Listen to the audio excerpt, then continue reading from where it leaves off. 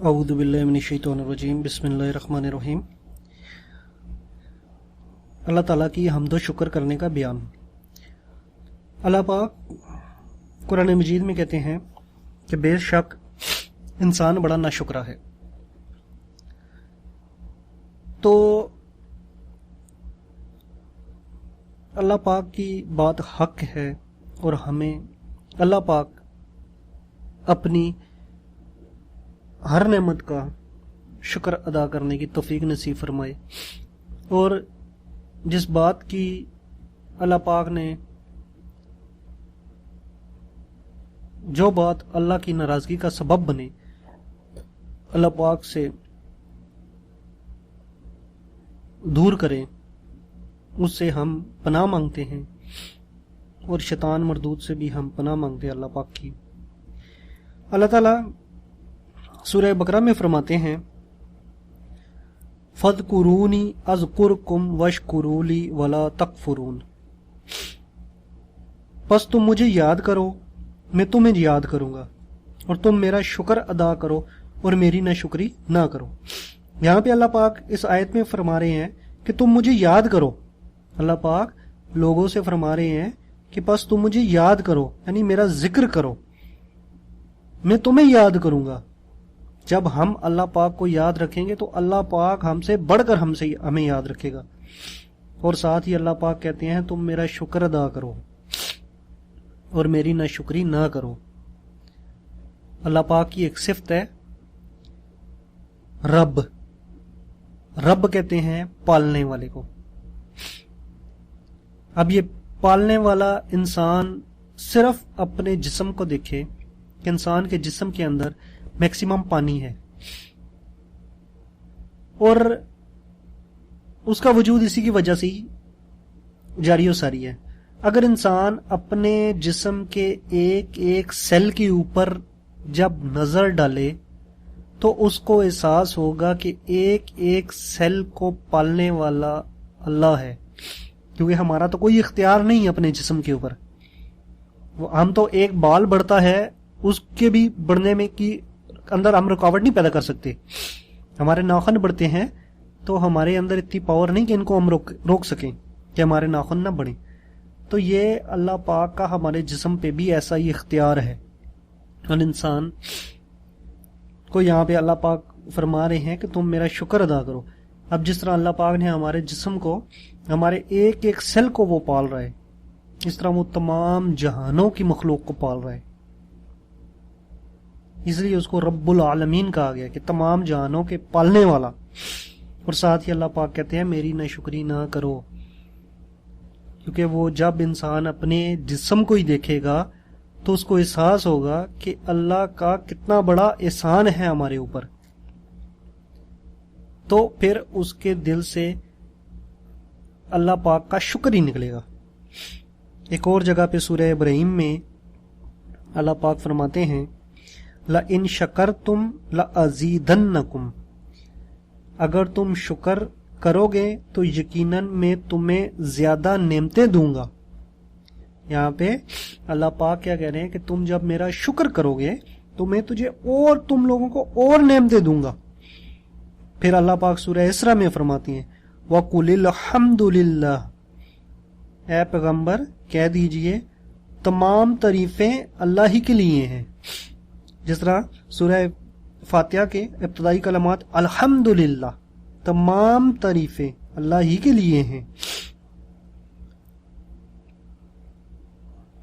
फिर सूरह यूनुस में अल्लाह ताला फरमाते हैं वाखिरु दाअवाहुम अनिल हम्दुलिल्लाहि रब्बिल आलमीन। और उनकी पुकार, उनकी आखिरी पुकार यही होगी कि तमाम तारीफें अल्लाह ही के लिए हैं जो तमाम जानों का पालनहार है। इन आयतों में बेसिकली अल्लाह पाक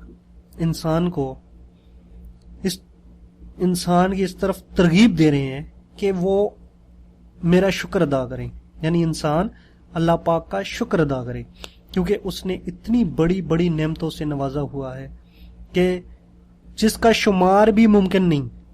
अल्लाह ने हमको इतनी नेमतें अता की हैं कि जिनका شمار بھی ممکن نہیں۔ ایک بار میں اپنے آفس میں گیا تو گرمی بہت زیادہ تھی اور اے سی بند تھا، اس کی وجہ سے اندر گرمی کی گھٹن ہو رہی تھی۔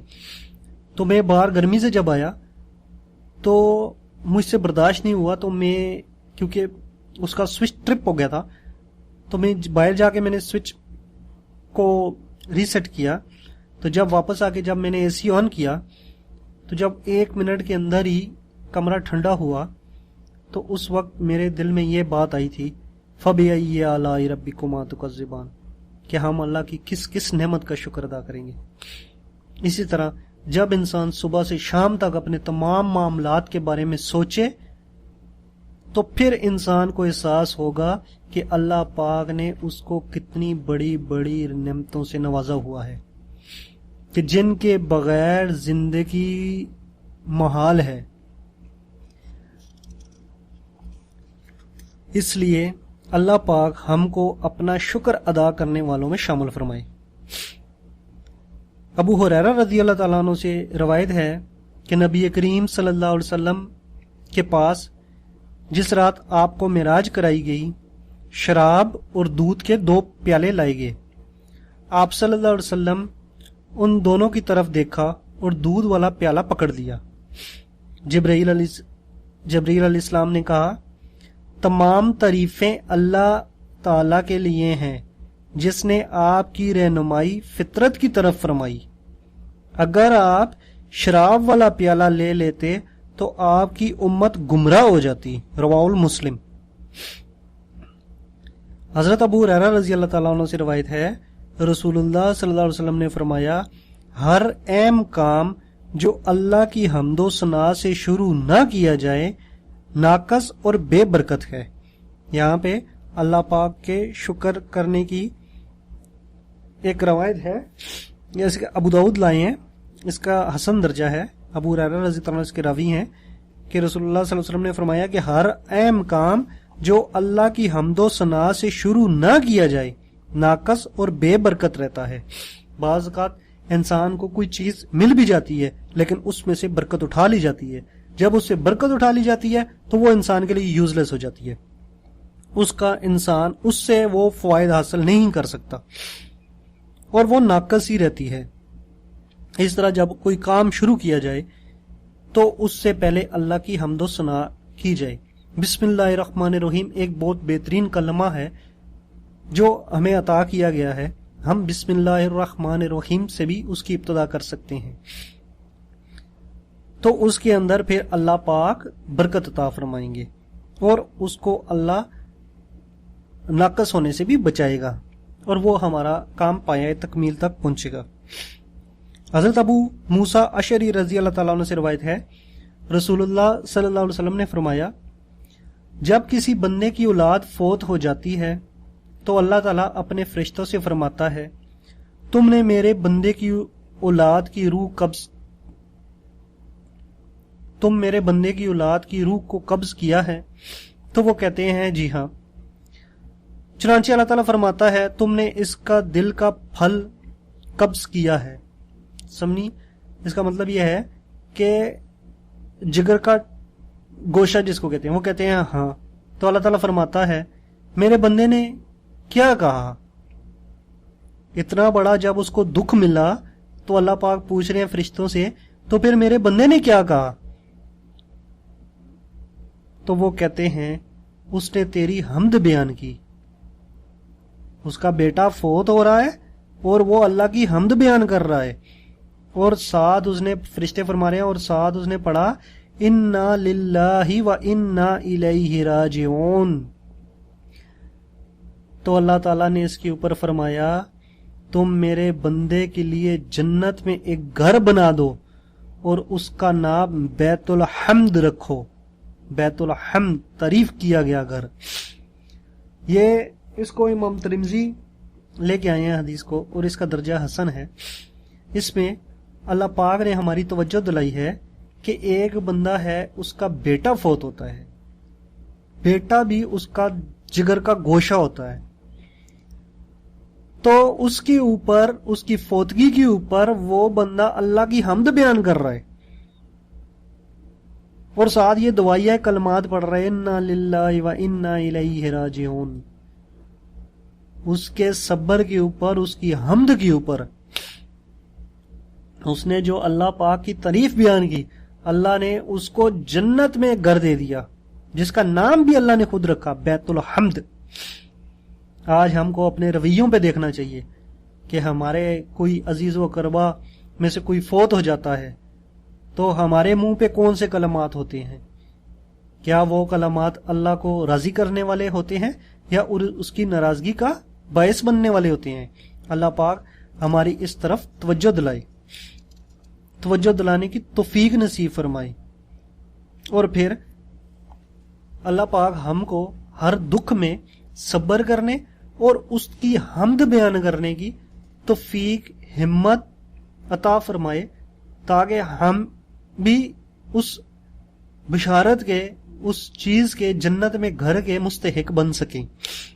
حضرت انس رضی اللہ تعالیٰ عنہ سے روایت ہے، رسول اللہ صلی اللہ علیہ وسلم نے فرمایا، اللہ تعالیٰ اس بندے سے خوش ہوتا ہے جو کھانا کھاتا ہے تو اس پر اللہ کی حمد کرتا ہے، کچھ پیتا ہے تو اس پر بھی حمد بیان کرتا ہے۔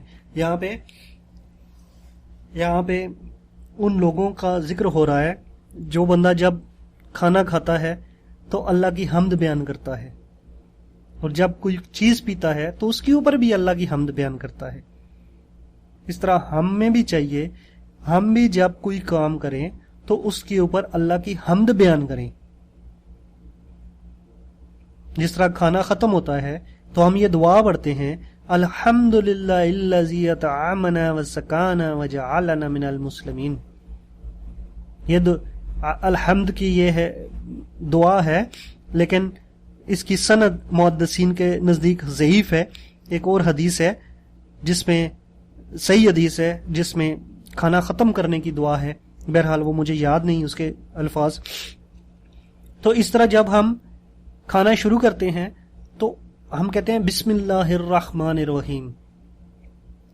تو اسی طرح کہ حضور صلی اللہ علیہ وسلم نے ہم کو یہ بھی تعلیم دی کہ ایک بندہ نے کھانا شروع کر دیا، اب وہ بھول گیا بسم اللہ، تو جب اس کو کھانے کے درمیان یاد آیا تو حضور صلی اللہ علیہ وسلم نے فرمایا تو وہ کہے بسم اللہ اول و آخرہ۔